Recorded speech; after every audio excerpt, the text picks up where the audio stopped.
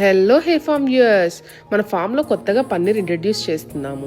మన ఫామ్లో ఉన్న ఎనిమల్స్ అన్నిటికీ ఫ్యాక్టరీలో తయారు చేసిన బ్యాలెన్స్డ్ న్యూట్రిషన్ టీఎంఆర్ ఫీడ్ మాత్రమే యూస్ చేస్తాం.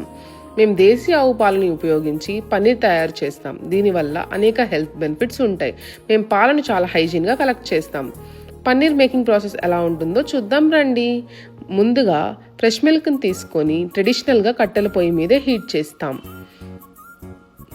ఇప్పుడు మనం పాలు ఎంత చక్కగా మరుగుతున్నాయో చూస్తున్నాం కదా. మరిగిన పాలల్లో నిమ్మరసంతో పాటు నీళ్ళని డైల్యూట్ చేసి పాలని విరగొడతాం.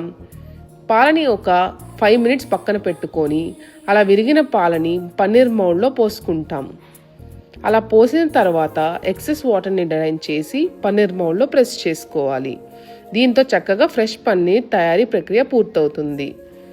ఫీడ్ నుండి పాల వరకు, పాల నుండి పన్నీర్ వరకు అంతా మా ఫామ్లోనే సొంతగా తయారవుతుంది.